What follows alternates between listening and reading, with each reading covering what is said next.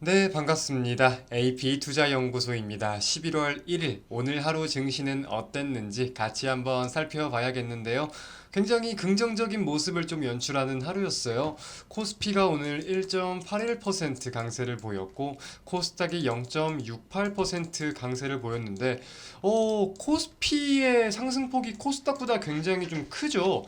그리고 수급을 같이 본다고 하더라도, 코스피에는 외국인이 5천억가량, 기관이 2천억가량, 꽤나 좀 거래대금이 들어왔는데, 코스닥의 경우는 외국인이 500억가량, 기관은 100억가량 매도, 굉장히 좀 상반된 모습을 보이다 보니까 이런 요인들을 살펴볼 수 있습니다. 자, 오늘은 그래서 어떤 내용들을 가지고 코스피가 더 잘 가는지 우선 좀 살펴보도록 하겠고요.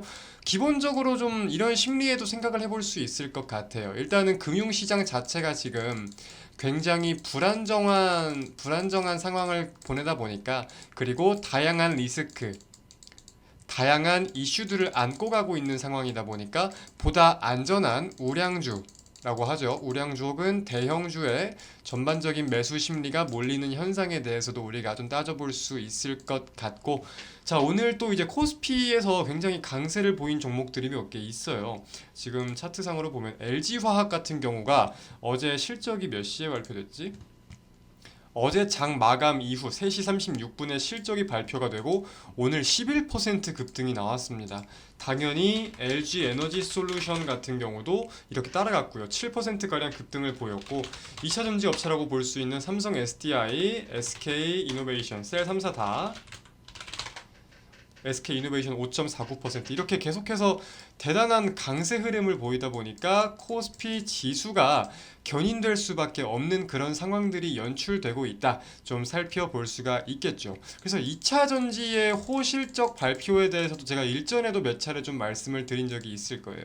근데 3분기뿐만이 아니라 4분기 그리고 2023년에 대한 기대감이 담긴 발언들도 많이 나오다 보니까 관련된 매수세, 관련된 저가 매수세가 꽤나 많이 유입이 되고 있고, 해당 내용들이 증시를 견인시키고 있다라고도 우리가 살펴볼 수 있을 것 같습니다.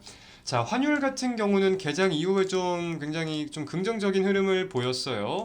이제 9시부터니까 이때 개장을 해가지고, 이게 지금 15분 봉이거든요. 잠깐 한 10시까지 강세를 보이다가, 달러 강세를 보이다가 낙폭을 계속해서 키워갔는데, 자, 기본적으로는 일단 달러 인덱스가 약세를 보이는 요인들 살펴볼 수가 있겠죠. 그리고 우리가 여기서 좀 같이 여겨볼 수 있는 내용이 뭐겠냐 하면은, 자, 첫 번째가 중국에 대해서 오후경에 나온 이슈들인데요.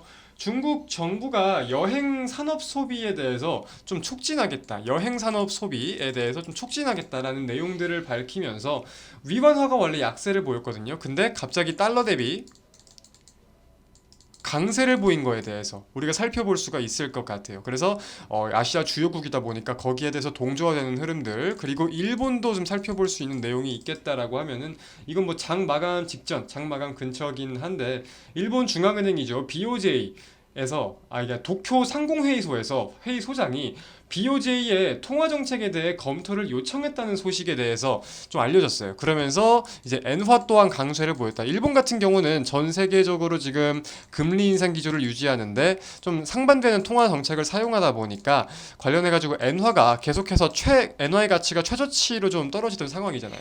근데 그런 거에 대해서 바뀔 수도 있겠다 하는 거에 대한 반발 심리 유입이 되는 내용 살펴볼 수 있던 하루였습니다. 그래서 원달러 환율 같은 경우는 이제 아무래도 좀 1440원을 웃도는 고점을 달성하고 나서 계속해서 해당 구간에서의 움직임을 좀 보이고 있는데, 아무래도 가장 중요한 거는 결국 한국 시간 기준 11월 3일 새벽 3시경, 3시에서 4시 사이에 발표될 파월 의장의 연설, FOMC 관련해가지고 11월 달 금리 인상의 폭과 12월부터 어떻게 진행을 할 예정인지 포워드 가이던스에 대해서 우리가 주목할 필요가 있다. 해당 내용을 가지고 우리가 달러 인덱스의 흐름 그리고 미국 국채 금리의 흐름 거기에 대해서 원달러 환율까지 흐름을 체크할 수 있겠죠. 결국 이 내용들이 국내 증시의 매수 심리와도 연동 지어 볼 수 있는 부분이기 때문에 분명히 꾸준히 체크해야 될 요인이라고도 생각이 들고요. 자, 그리고 오늘 좀 특징적인 테마라고 하면은 원전 관련주들도 꼽아볼 수 있겠죠. 뭐 한전기술, 두산 에너빌리티 이런 종목들 굉장한 강세를 보였는데, 자, 뭐 아무래도 폴란드 원전과 관련된 내용 좀 살펴볼 수 있을 것 같습니다. 간단하게 기사를 좀 살펴보면은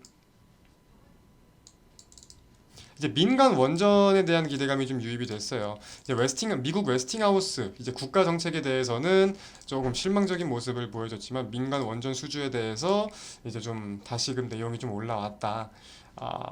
한국 한수원의 폴란드 민간 원자력 발전소 건설 수주에 성공하며 윤 정부의 원전 수출 사업이 탄력을 받을 수 있을지 주목된다라고 나오고 있는 내용들 우리가 좀 체크해 볼 필요가 있을 것 같습니다. 자, 그래서 결국 지금 시장이 올라가는 것 자체는 굉장히 좋죠. 당연히 시장이 올라간다는데 저도 그렇고 여러분들도 그렇고 안 좋아할 사람이 어디 있겠습니까? 근데 우리가 여기서 잊지 말아야 될 모멘텀은 결국 시장의 메인으로 꼽을 수 있는 변수 그리고 리스크라고도 불릴 수 있고요. 뭐 이슈라고 불릴 수도 있는 결국 가장 큰 재료는 금리 인상과 인플레이션이다. 이 점을 여러분들이 망각하시면 안 돼요. 지금은 이제 FOMC를 일주일도 안 남겨둔 상황이다 보니까 거기에 대해서 연준 위원들이 뭐랄까 발언을 향후 정책에 대해서 본인들의 소견을 밝히지 않아요. 그럼 블랙아웃 기간이라고 해요. 2주 기간 동안. 근데 이 블랙아웃 기간이다 보니까 시장에서 당연히 FOMC에 대한 재료가 조금 잊혀지는 부분들이 있겠죠. 아무래도 말을 안 하니까 화두에 안 오르는 점. 근데 결국은 이번 주 목요일 날 대형 이벤트가 예정돼 있고 거기에 대해서 시장은 계속 다시 주목을 할 수밖에 없어요. 그리고 이제 월초다 보니까 제가 어제 말씀드렸던 대로 FOMC 말고도 중간 선거도 따져볼 수 있겠고요. 중간 선거 또 미국의 CPI 물가지수 그리고 고용 지표 월말 월초는 원래 이런 경제 지표들이 많이 나와요. 이런 리스크들, 이런 부분들에 다시금 치우쳐질 수밖에 없어요. 증시의 비중이. 그러니까 지금 물론 상승이 나오고 수익을 본다면 당연히 좋은 거지만 우리가 지금 상승이 무조건적으로 이어질 것이다라고 생각을 하고 전략을 짤 수는 없다는 말이에요. 근데 긍정적으로 볼 수 있는 부분은 저점을 차츰차츰 상승과 하락을 이렇게 이어가면서 저점의 신뢰도 자체를 올리는 것 자체는 우리가 긍정적으로 볼 수 있는 요인이지만 상방에 대해서 언제 어떤 차익 실현 매물들, 언제 어떤 저항을 맞을 수 있는 내용들이 나올 수 있다는 거. 그러니까 방향성이 언제든지 엇갈릴 수 있다는 거는 참고를 하셔야 된다. 라는 말씀 드리면서 오늘 영상 마치도록 하겠습니다. 시청해주신 여러분 대단히 감사드립니다. 오늘 하루도 고생하셨습니다.